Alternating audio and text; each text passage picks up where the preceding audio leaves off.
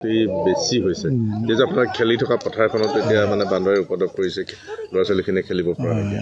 এইখন rose English হাইস্কুলৰ খেলপথাৰ আৰু ইয়াতে আমাৰ বোকাখাত জিলা মাষ্টাৰ্ছ এথলেটিক সন্থা, ৰাগবী সন্থা, টাগ অফ ৱাৰ সকলোবিলাক আমাৰ নামদাং স্পৰ্টছ ক্লাবৰ এথলেটিক্সৰ ইয়াতে আমাৰ অনুশীলনবিলাক হৈ থাকে। কিন্তু আজি কিছুদিনৰ পৰা লক্ষ্য কৰিছোঁ ইয়াত অনুশীলন কৰাটো অতি মানে বিপদজনক হৈ পৰিছে আৰু এজন দুজন মানুহ ইয়াত প্ৰেক্টিছ কৰিবলৈ ভয় লগা পৰিৱেশ, কাৰণ কেতিয়াবা খেদি আহে আৰু তেওঁলোকৰ যিখিনি কাপোৰ কানি বেগ থাকে, মোবাইল আদি থাকে, এই গোটেইখিনিতে বান্দৰবিলাকে লৈ যায়। কেতিয়াবা মানে হাহাকাৰ পৰিৱেশ এটা সৃষ্টি হয় আৰু সেইকাৰণে আমাৰ এই খেলুৱৈসকলৰ অনুশীলনো যথেষ্ট ক্ষতিগ্ৰস্ত হৈছে।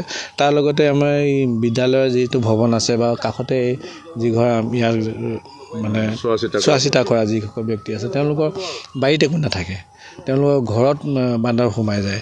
কাষৰে পাজৰে পুৱতি খাদ্য সভা আছে, মইনা পাৰিজাত আছে, জ্যেষ্ঠ নাগৰিক আছে, গোটেইখিনিতে বান্দৰৰ ভীষণ উৎপাত হৈছে। আৰু এইখিনি যদি নিয়ন্ত্ৰণ নকৰে, কেতিয়াবা দেখিছোঁ ইয়াত সৰু ল'ৰা ছোৱালী খেলিবলৈ আহিলে বান্দৰে কিন্তু ক্ষতি কৰিব।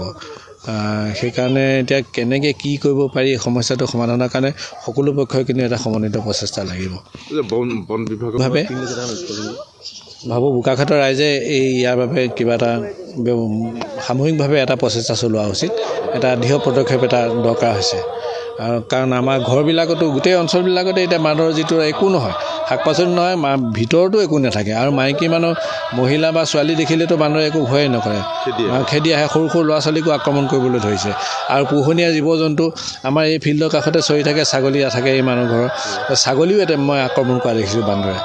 গতিকে এনেকুৱা এটা পৰিৱেশত সমস্যা হ'ব কিন্তু, আৰু জুইপুৰি হাত পোৱাৰ আগতে কিবা এটা দৃঢ় পদক্ষেপ লোৱা উচিত। আমি তাকে কামনা কৰিছোঁ।